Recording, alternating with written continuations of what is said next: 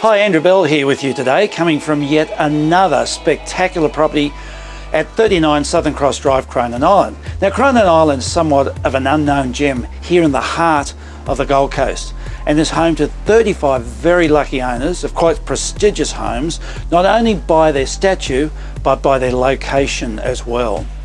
This aerial shot shows the proximity of Cronin Island to the heart of Surfers Paradise and the beachfront proximity, and other major lifestyle choices.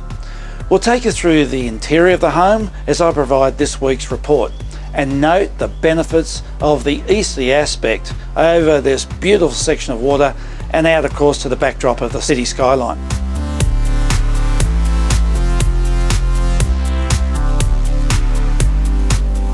Today we're looking at what has been a very controversial issue: foreign investment. Now, the most recent FIRB annual report shows that China at 27.7 billion has overtaken the US at 17.5 billion and Canada at 15.4 billion and Malaysia at 7.2 billion to now be the largest investor on an annual basis. Now, I don't think that is of any surprise to anyone. Now, the topic of foreign investment has been a highly emotive one, and one that derives constant claims that foreign investment is forcing Australian families out of being able to buy homes here in Australia. Now, what may be a surprise is that half that investment by the Chinese was concentrated in commercial real estate transactions and not residential. Now, what we see in the last reporting year is the number of foreign buyers of new, and I do repeat, new Australian homes has actually trebled. Now, with the total spend on off-the-plan sales of apartments, for example, growing from 5.73 billion to 16.4 billion. Quite remarkable growth. Now, as I said a moment ago, I understand how emotive this issue is. If you're at an auction and you're standing in a crowd and you've been outbid by somebody, you're naturally disappointed. If you assume this is a foreign investor, you become quite distressed. I understand there's a natural inclination to simply say, ban those foreign investors, but we have to be a little careful here. A very large percentage of what we think are foreign investors are in fact nationalised foreigners, people who are now permanent citizens of Australia, and they have every right to bid at an auction or indeed negotiate to buy any property. So we have to differentiate between the two. However, the government has responded to foreign investment regulations and are heavily policing them now. We would have all read of many people now that have been forced to sell properties that they had bought outside the regulations. It's also received a lot of publicity in overseas locations such as China, and has driven a lot of investors to other countries. Banks have also responded to the APRA regulations, and they've intervened to cause banks to dry up their lending to foreign investors.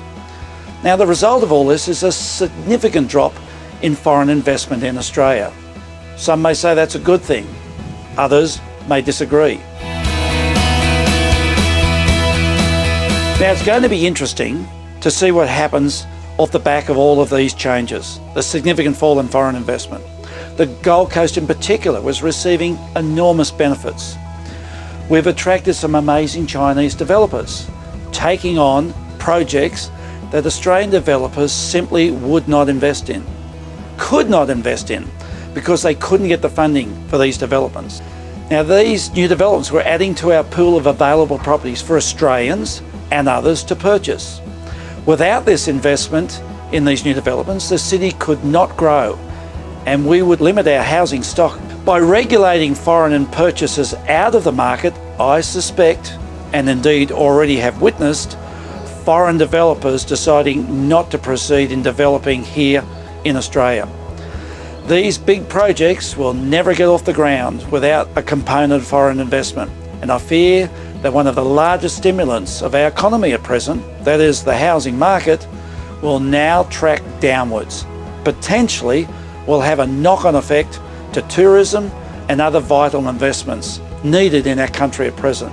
Now, I know this is not going to be a topic that everyone agrees on, but we have to be very careful that in believing we are protecting the interests of Australia and Australian home buyers, that we're not actually adding to the problem of a housing shortage. It's a very tricky balancing act indeed. Well, that's it for this fortnight. Hope you've enjoyed looking through 39 Southern Cross Drive, Cronin Island. Make sure you come along and have a look at this property. It'll surprise you on the upside when you see it in person. I put our details of our marketing agents on screen, and the team would be delighted to send you a copy of any contracts, videos, brochures, or anything else that you might need at this point in time. And indeed, you can get the inspection times as well. The property does go to auction on Thursday the 27th of October, and the seller has bought elsewhere and wants this property sold on the day. So don't delay, come along, this is a great opportunity. Last reminder about the V8 Supercar Lunch. It's always a fun afternoon. Details are also on screen now of Selena Carson, who is our event coordinator. And you'll certainly get in contact with her if you want to come along and be part of a great afternoon. Love to see you there. That's it for now. Stay safe until we're back in just a fortnight's time.